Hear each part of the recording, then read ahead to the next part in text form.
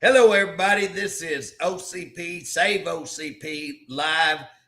Today, I don't have my cohort, Bobby Cleveland. In fact, I'm generally his cohort, but he has a day. Today is a 1 year anniversary of his wife dying.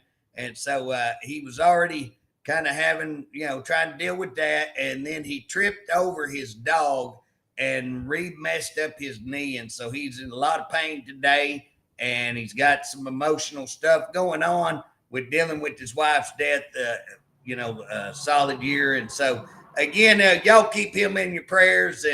And we were talking about not even having this, but we've got so much going on that I think people need to hear what is going on, kind of get my thoughts on what's going on, and see if they line up with your thoughts, and kind of just all of us stay informed.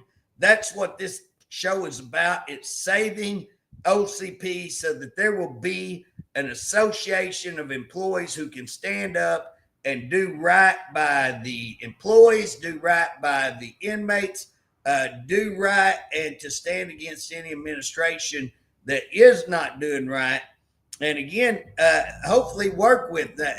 I don't think we'll ever get there with this administration, but I do see them reaching out to other organizations, because that's a sign that they are in deep doo-doo.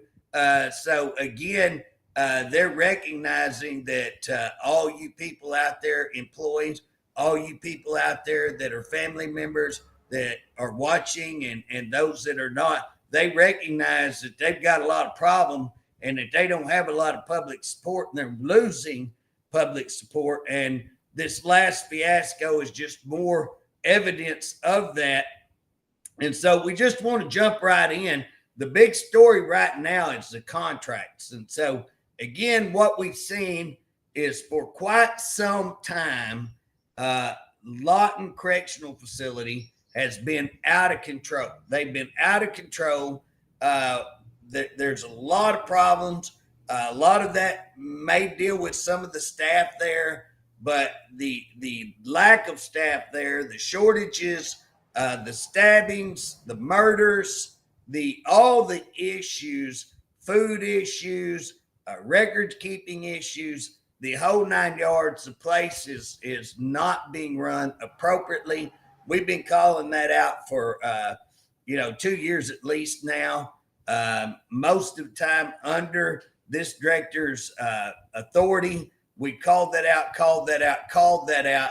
And you know what I've gotten for calling that out? I've been called a liar, a troublemaker, starting rumors, hate. I have always hated DOC, and I start rumors about DOC, and that all I'm trying to do is tear down this administration. Well, here's the thing. I worked for DOC for quite some time. I come on here. I do all the things that I do because I love the Department of Corrections. I love the employees of the Department of Corrections, and I want to see the Department of Corrections thrive. I want to see us become one of the best in the United States. And again, we are with me and Director Crow had our differences, but the one thing I will say about Director Crow, I do believe that Director Crow did care for his employees. I do believe that Director Crow did want to try to improve things, and I think that he made efforts to improve things. And I will tell you this, Director Crow worked greatly with your association, with OCP, and did not try to kill OCP. This director has purposely got and done things that purposely, from day one, he told Bobby Cleveland, you're a union and I'm not going to deal with you. I'm not going to have anything to do with you. He personally told me he wasn't having anything to do with him, and then turned right around and went behind everybody's back and got the president of OCP and started taking him over. And even the president by text said, the director doesn't want us to let anybody know that, or tell Bobby Cleveland we're having a meeting. Now, this is something he sent to another person, is my understanding. And so he wrote and said, we're going to have a meeting with the director, but he doesn't want to let Bobby Cleveland know. So that tells you that that president is now taking orders from the director, and he continues to meet with the director. And then you see things like when OCP is doing great on OCP Live, Facebook Live, we're getting 2,000 views, we're doing great things. And guess what? He kills it by himself. He never had a proper election. He never did anything proper. He never had proper meetings. So the thing about it is, we are going to try to make sure that we have a meeting where we can get the Zooms, where we can let everybody vote, where we can get everything done. That president, former president, who's now resigned as president, the entire board has resigned. That I'll tell you something. But at the end of the day, he is now holding stuff. Can't legally tell you why, but he has continued to try to sabotage. So he was the one trying to sabotage your organization and sabotage the association for employees. And again, the director has tried to do that. That president tried to do that. That president is just following the director's orders. It appears to me that's what it looks like. And so, and it looks like it because I suspect it is.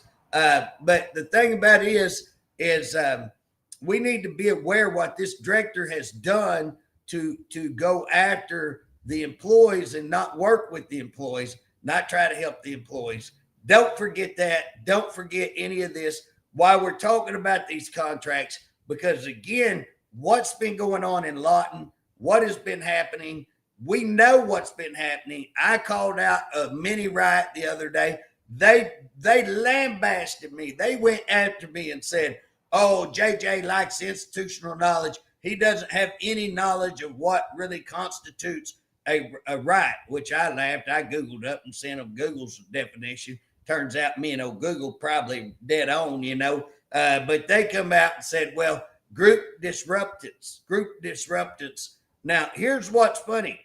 Group disruptance, 30 people injured, 2, 3 dead. Who knows? I've never got a total tally of who's dead. I never get an official report. Never, ever get official report from them. I'm chairman of corrections. You can't get one honest answer from them. And so we talked about last week how that we're the lowest numbers officer to inmate and how that was a total lie. We're worst in the nation on the numbers they gave, but the numbers they gave were a total stinking lie, terrible lie. And we also showed where their own communications person went on the radio and was 3 times what? Said it was 3 times what they claimed on this report. And she goes on there 3 times, and we know that's not true. We suspect it's much, much higher. I suspect that because I've got records that would show that and indicate that greatly. And so we're going to work on that. I've got a plan on how to get all that out this summer, see what we can do. So we're going to work on all that. But with all that said, now we come up. You got to understand, GO and the Department of Corrections have always had a good relationship. The Department of Corrections always have bragged about GO, talking about GO being their best friend and all that, and how great they've been to work together, how they bailed them out of the fire and all this. Now, one of the things you need to know is multiple times in our legislation, why I've been up there, the legislators have tried to give GO a bunch of money, just continuously tried. And it's suspicious to me that some of our legislators work very secretively to try to get that money to these private groups. I would say that's worth looking into. I would say that that needs to be looked into. Why is the legislators constantly trying to give private money to these prisons, more money? Because here's the deal. What a contract means is that you're going to provide a service for X amount of dollars, and here's what that service is. That's all in the contract. Then why should we keep increasing that number unless we come back and redo another contract? You can't change that because it's a 3-party contract. It means the state's involved, the private's involved, and DOC's involved. So without all 3 of those parties changing that, you can't change it. Now that's important to remember, because guess what?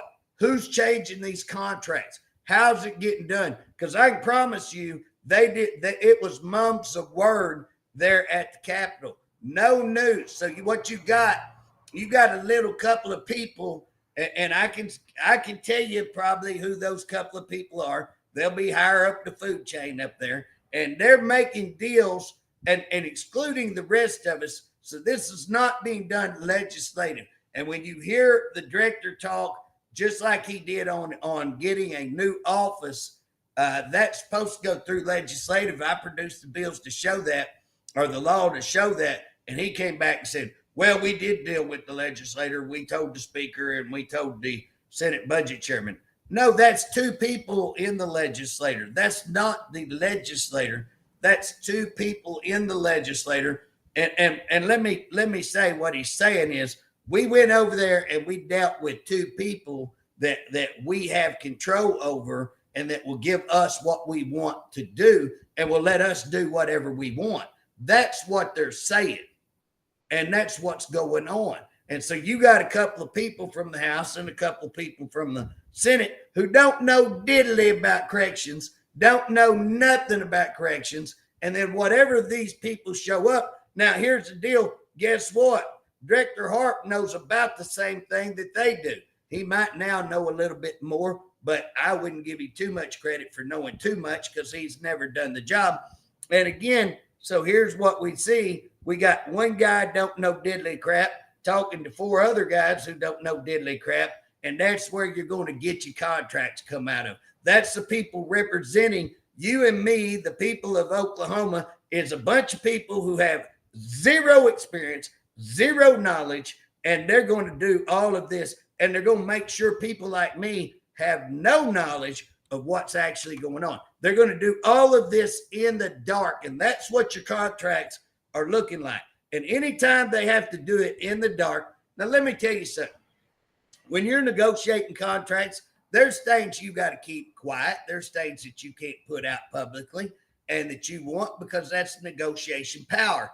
And you can't go out and tell all your business on the street. That's wisdom. Okay, I had no problem with them keeping certain facts quiet for quite some time. But again, when you had to get legislative approval, how did you get this whole thing passed through without anybody knowing? How are you negotiating all this with zero knowledge?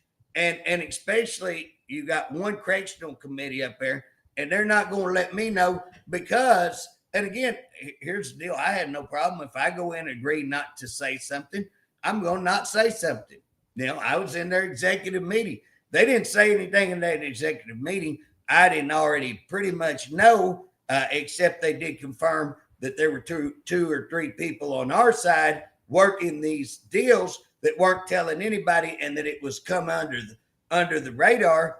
Again, I'd already kind of figured that out as well. It has to be, you know. And you see them scuffling around up there at the Capitol building. They don't come and talk to anybody else. They run to the same two or three people. And again, that's because we got two or three people who try to control the entire process because the process is flawed. We're going to be exposing all that. We're going to be calling that out, how they kill bills, how they do their agenda without any of the legislators who were elected to represent you and all the rest of the people of the state of Oklahoma, and how they've nullified the process. We're going to call that out, but I'm calling this out just for corrections because that's how it works. Now, here's what's funny.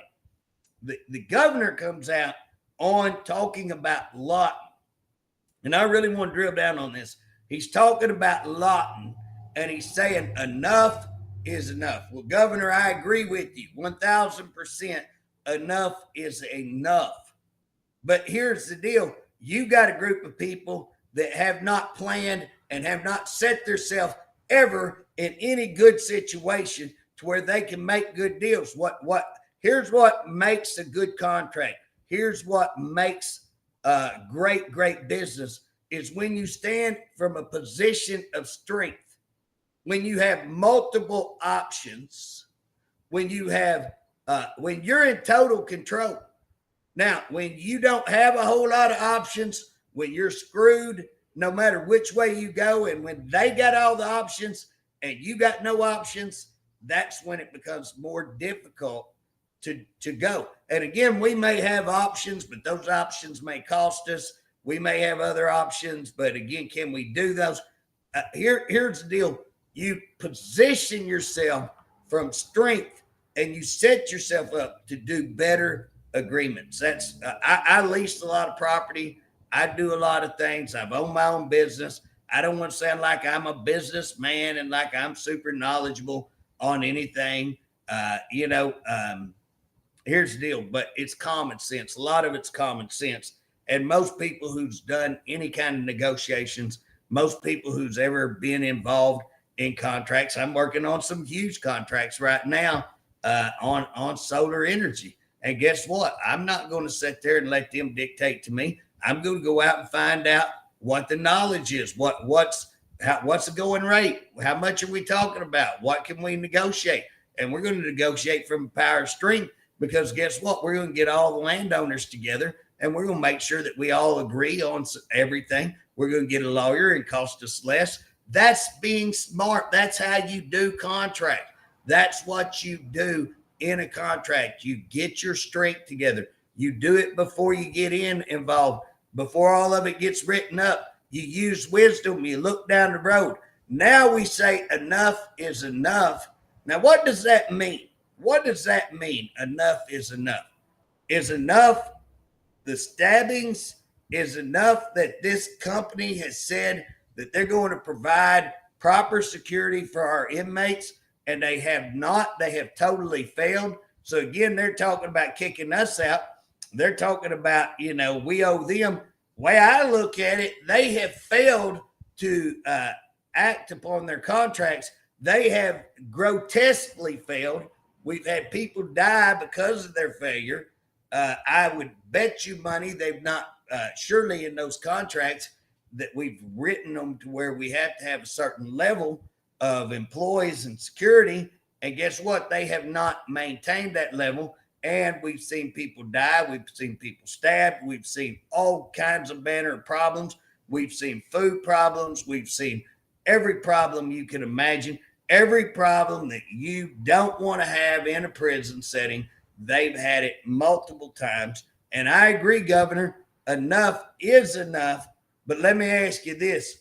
Let me ask you, Governor, when you say that they ought to be fired, that enough is enough, how about if we turn around and we look at Hinton? Guess what? Hinton is the least prison. And again, we're having to deal with Lawton again. And I don't know all the contract information and all that, so I'm not going to get into that. I was at a meeting the other day and may have learned some things, but I'm not going to talk about those because I said I would not talk about them. So I'm not going to talk about them. But if you want to go on our videos that we've had before, all the stuff that I'm talking about today, we were discussing 3 weeks. So this is not any super knowledge that I gained from going to a meeting. This is common sense stuff that anybody ought to know. And so here's the deal. Hinton, have we had stabbings? Have we had horrific issues? Have we had human rights violations? Have we had rapes that aren't being worked? Have we had food issues? Have we had facility issues? Absolutely. Absolutely. It's been horrific. How about it? Is enough at Hinton? What about at Allen Gamble? Now, we had this issue that they called not a riot. They called it a group disturbance. Well, guess what? 3 weeks later, a month later, you had a disturbance of similar nature that I would call a mini riot or riot. I don't even know that you have to use mini. I mean, 30 people involved. Guess what? It's pretty big deal. I'd say at any prison you have that. Everybody that's worked it would agree that's a riot. Anyways, you had 3 people stabbed. I'm pretty certain people died on that. Again, can't get an official report on all that. But again, you've seen the same problems at Allen Gamble. And I'm not sure if you put Allen Gamble, Hinton, and Lawton up and you said, which one is the worst? I do believe Lawton probably pulls it out. But you ever been to the horse races and it's coming down to the final curve and they're going and it's so-and-so by a nose and no, Lawton takes the lead. Oh, no, Allen Gamble comes back. Oh, they're pulling ahead. Oh, here comes Hinton's coming in on the curve, coming into the side. And it would be what we call at the races a photo finish. It would be a photo finish. Who's the worst out of those three? And Dick Connors wouldn't be pulling a far behind. You know what I'm saying? Dick Connors would be coming up pretty close on the behind on all that. So you got 4 prisons. And again, it is not just these 4 prisons that we have problems in. These are the main 4 prisons. And when we're talking about what the governor is saying, enough is enough on Lawton, guess what? Enough is enough on Hinton. Enough is enough on Allen Gamble. Enough is enough on Dick Connors. And again, if we say that we're willing to fire those because of the job they've done, then why are we not talking about what this director has done? Why are we not putting that on the plate? Why is everybody just looking at this private prison and not talking about these other places? And hey, we hadn't even started talking about Lawton going how many days without water and not get proper water to the people and the inmates, and they can't flush the commodes. Can you imagine that many men in there going to the bathroom all the time, can't flush the commodes? Can you get a visual of that? Can't take a shower. That many men can't take a shower, can't wash their face, can't brush their teeth. You getting you a visual of that? That's a pretty ugly situation. And again, that went on. I understand how you have a water line break. I understand it may take a day or two to fix, but again, you work around the clock to get that done because that's called an emergency. And you're equipped to do that because you know that's going to happen in places. And you have a preparation team ready. You're prepped for those kind of things. If you're very on top of things. Guess what? They got the same problem with OSR going on right now. I just got called by one of the family members down there. That problem. Guess what? Dick Connors, water problems all the time. And we had a bunch of infrastructure money. Again, here's the deal. That money was called ARPA money for infrastructure. ARPA money for infrastructure. Now, if I was the governor's good friend and I'd got appointed, you know what I'd have been doing? I'd have been over there in the governor's ear saying some of that money needs to come to us to build water facilities, to make sure our prison doors work, to make sure that we're going to have, and we would have gotten a pretty good gob of money because there's 1.9 billion to get. But again, you don't hear a whole lot about that. You don't hear a lot about them trying to do that and improve all those situations. Again, seems to be me. That would be something I would have worked on. That would have been something I would have been very vocal on so that the people of state of Oklahoma would know, hey, I was being very vocal on the needs of the Department of Corrections. Again, the number one problem you have is they're denying. So they deny there's a problem. Now they're kind of coming out, oh, okay, we got a problem. But they've denied it. And again, not only have they denied it, but anybody that's called these issues out, such as myself and Bobby Cleveland, they've went after great guns. They have attacked us. They have went after us. I'll guarantee you want to talk about, they have no love for me. And again, they have said everything that you possibly say about me. And that's okay. I got tough skin. I can take it. No problem. And they ain't the only ones. I mean, I got the DAs after me. I got another group. I got called today, a group saying, oh, I'm taking kickback money. I said, well, I'd love to see where it's at. Come look at any bank account I got, because I can promise you there ain't no kickback money. If you want to look at campaign money that I've received, happy to show anybody that. Happy to show all my bank accounts. Don't clear it private, whatever. I'm an open book, transparent. And again, if I did do anything wrong, let me tell you, they'd have my butt in jail in a New York minute, because that's what they're after. That's what they do all the time. They destroy people who have the audacity to stand up against them, the audacity to just call out the truth. I laughed last night. We watched the presidential election. How long has there been groups saying that Joe Biden has dementia? You've heard the doctors, the former White House doctors talking about it. You've seen him walk off here, walk off there, can't walk off the stage, fall down, mumble, can't keep cognitive thought. And again, the media has covered. Now I will tell you, I want to just say kudos right now to the Oklahoma media, because I really thank the Oklahoma media for their coverage on this. So again, when I talk about media and Joe Biden, but the big story about Joe Biden last night to me is how in the world has it just all of a sudden popped up that here's the problem. That's what they act like, is holy smokes, look here, who knew? Well, everybody knew. Same thing with the prison, only the difference is we've had the Oklahoma media. The Daily Oklahoma has done an awesome job. Tulsa World's done a good job. Oklahoma Watch has done they've done astronomical job. We got a Tulsa radio station, man, Russell up there doing an awesome job and trying to be fair and balanced. That's what I like.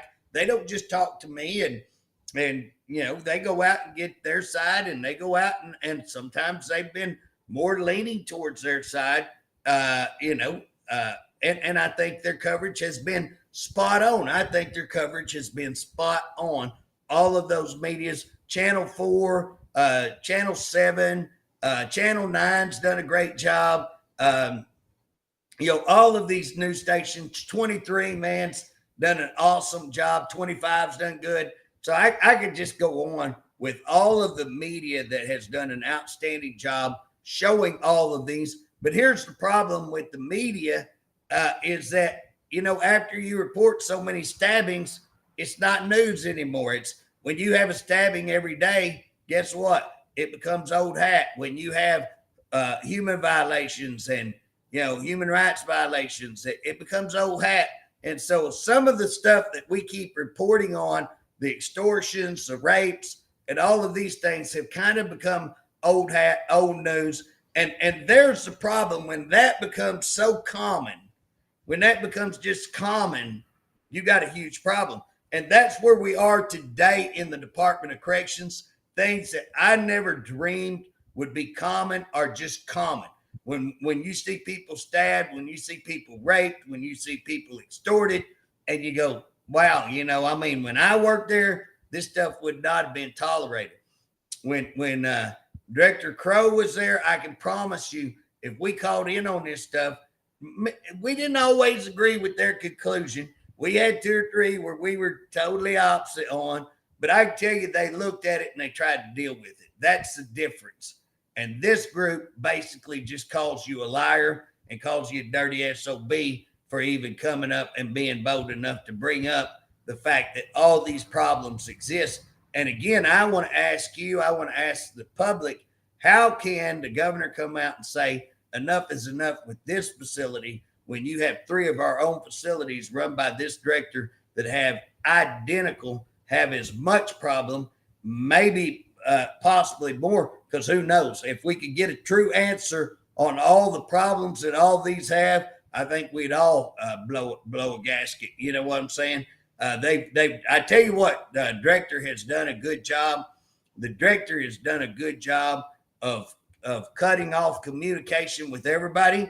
The director has done a good job of burying all of his crap and his malarkey. I'll use an old Joe Biden term, his malarkey. And so, again, what you see is him burying that, him having 2 or 3 contacts at the Capitol on the leadership, the higher up echelon, who doesn't know diddly crap, who he's went over and convinced J.J. Humphrey is radical, J.J. Humphrey, and they know I'm radical, and they see me after other groups. But here's the deal. Is J.J. Humphrey telling the truth? And I can tell you they've tried to show where I'm a liar. They've tried to prove me out to be a liar. And as of right now, I don't know that they've got anything that shows me to be a liar, and the stuff that I'm talking about on these contracts, and I'm just going to use their own words that they say, enough is enough.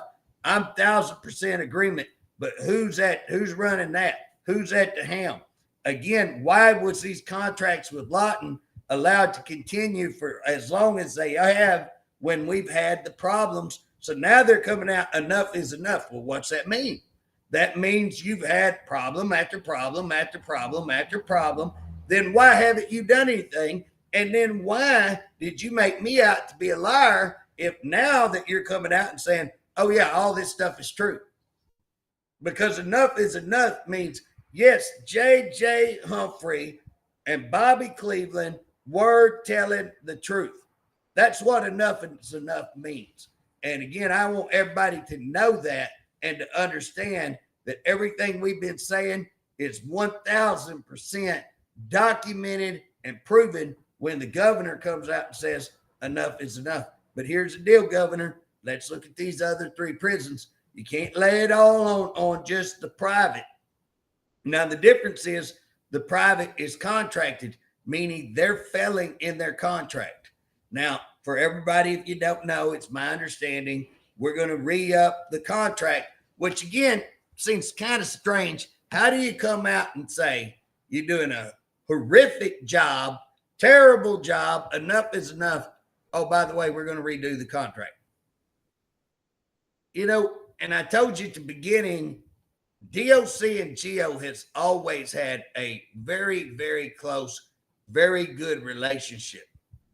It seems strange as of just short few months ago, probably less than 3 or so, we see this huge breakup, little divorce, little spit up, little dust up, little, man, they're kicking the dust and everybody mad at everybody.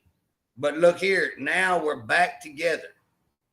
And call me paranoid, but I think sometimes in government they do these kind of things to get everybody all stirred up so now we can reach some agreement that benefits everybody that's playing.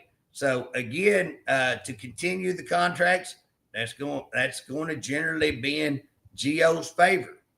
To continue them is going to be in our favor. And now we called out, now we've admitted there's some problems.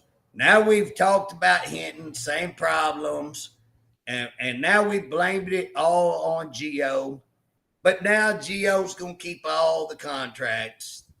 And now we're just going to be friends again and we're going to go on down the road. And we bought ourselves some time, say, oh, we're working on this and we're working on it and we're going to have to get some more money.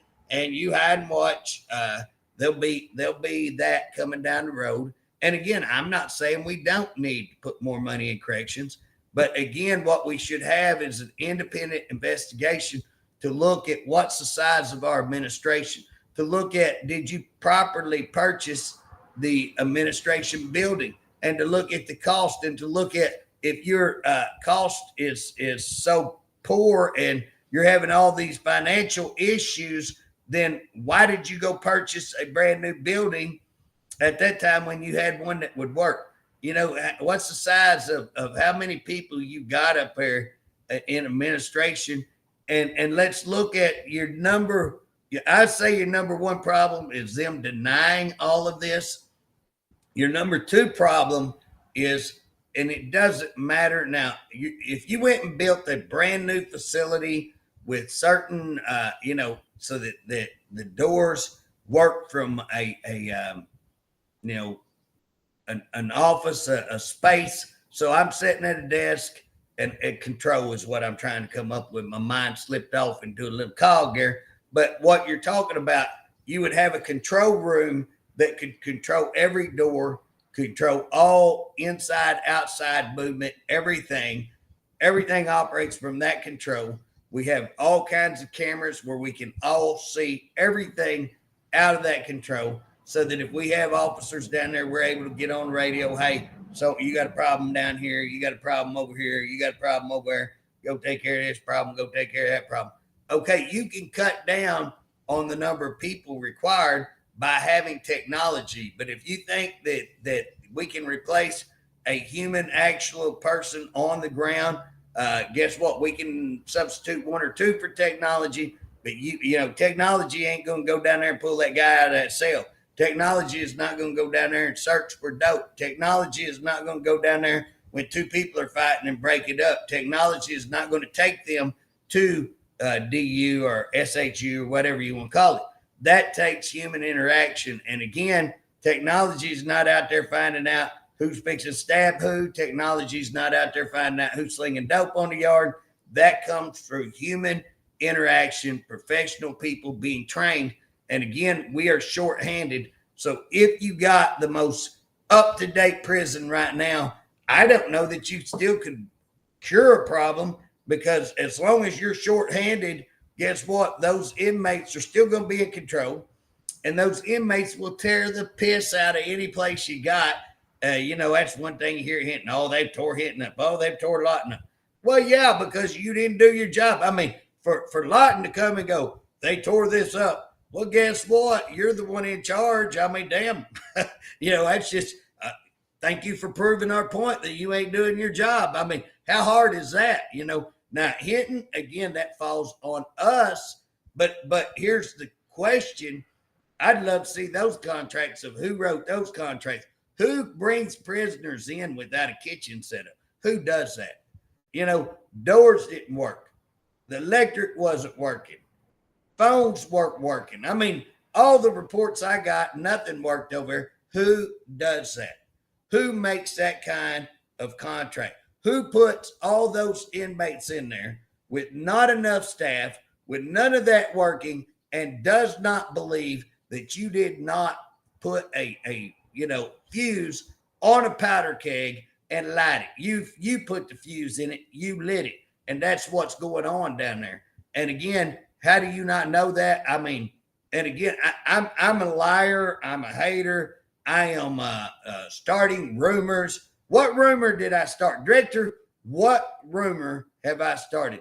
You always say stuff that I'm a hater. What thing have I done that shows hate towards you? I've not done anything to show hate towards you. I've got no respect. I'll tell you straight up front. I have zero respect because of what I've watched you do. But I can tell you, I started off with first several months. You went to work in October. And again, I can show you the letter I wrote to your governor, our governor. I like you. Governor Stitt, I do love you. But here's the deal. To the public safety secretary, I wrote a letter to them and said, I'm done.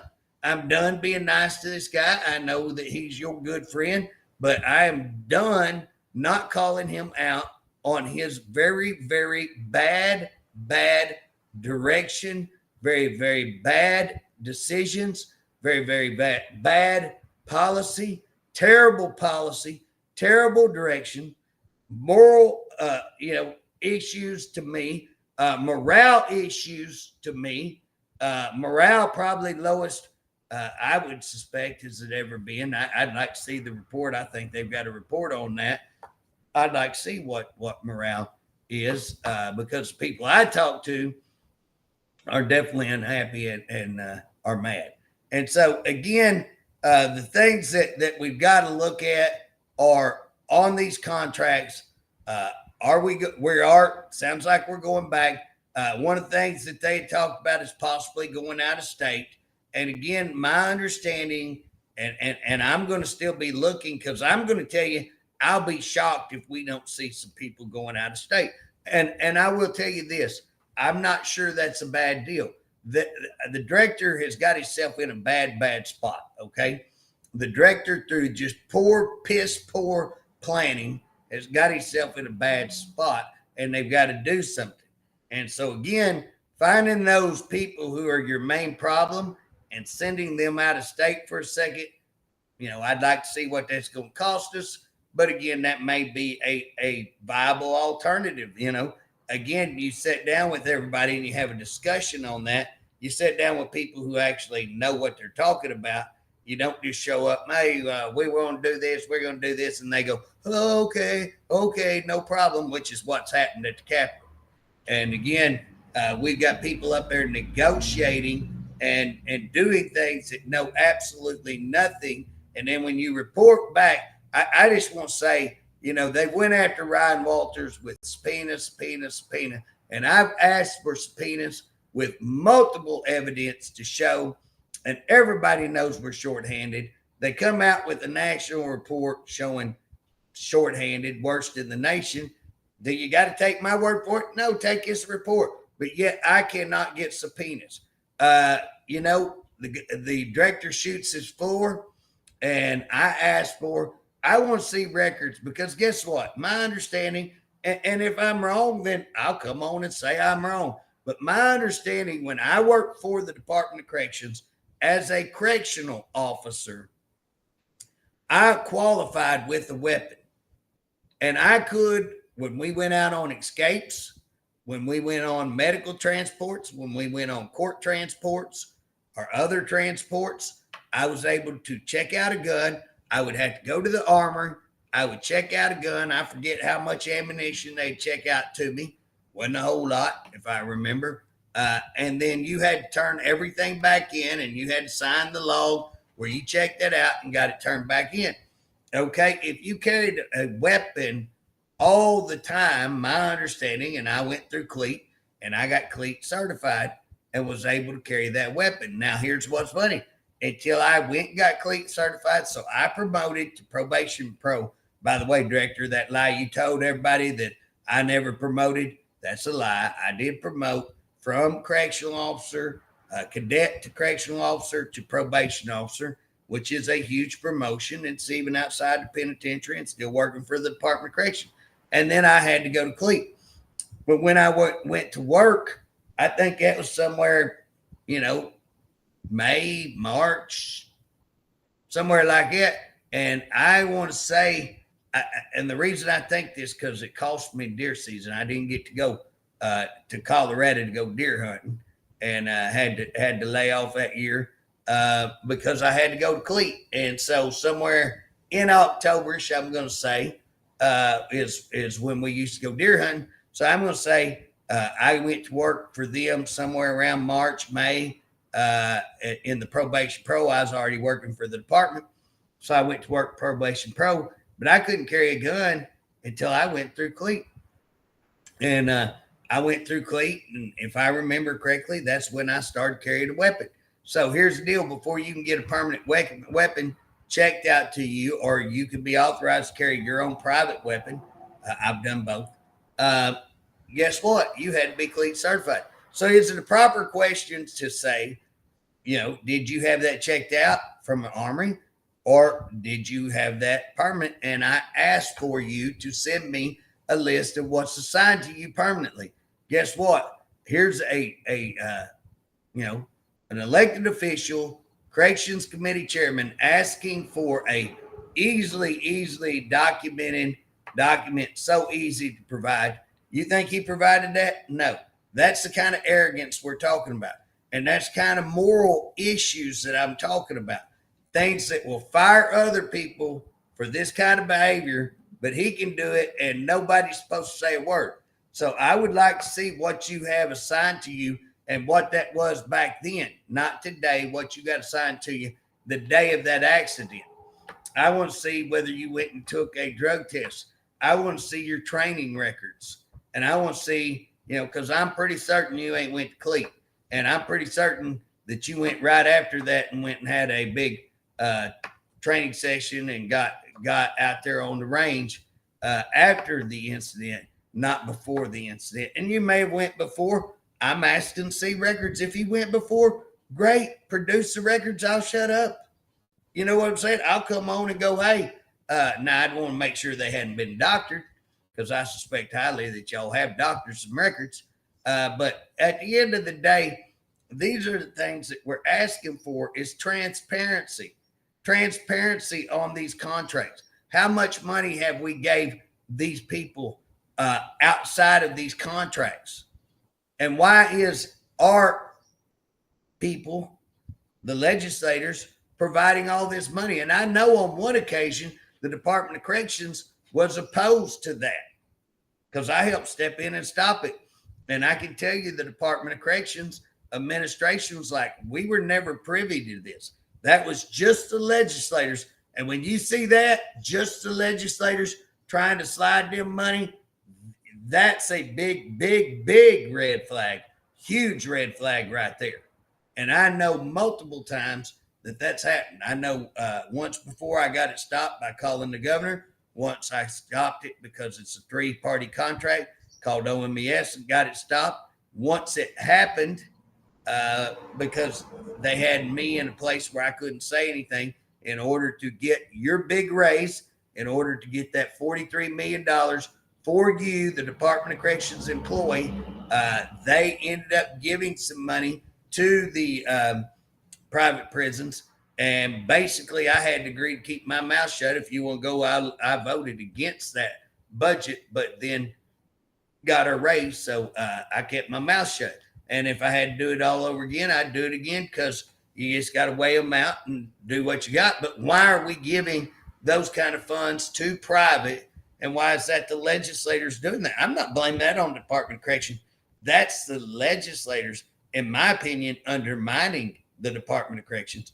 But now you've got a guy who wants to deal with just a couple of people on both sides. And, oh, we've done such an awesome job. Oh, I'm such a really, really good negotiator.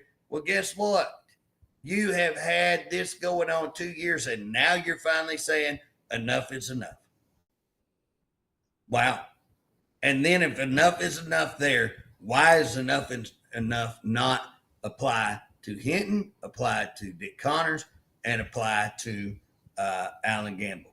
I tell you, I don't know about all of you who are watching, but I agree 1,000%. Enough is enough. It is time that we, the employees, that we, the people, start telling the governor, that we start telling our legislators, it's time to quit doing things in the dark. It's time to expose all the problems. It's time to have a up and down real audit of the Department of Corrections by people who know corrections, not some auditor who don't know what they're looking at and would walk right by the problem. You got to have people who know. There's a company out of Texas that I've been visiting with. There's all kinds of other ways. I've made suggestions.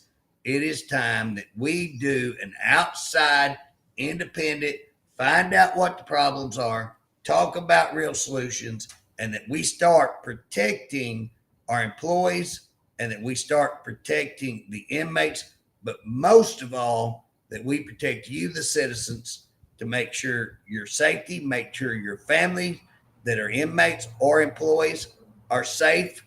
Guess what? This is about the state of Oklahoma.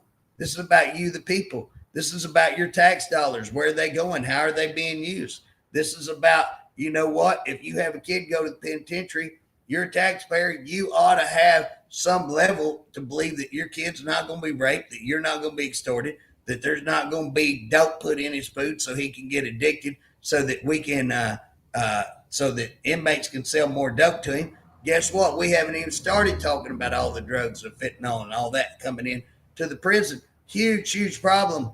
All the medical issues, huge, huge problems. We have not even started on all of those issues and so many more issues that we could discuss, but we've run out of time. Who knew that I could talk so long without shutting up or taking a breath? So again, I think everybody knew that. I'm pretty certain everybody was not surprised. But at the end of the day, I felt like me and Bob talked about not having this today.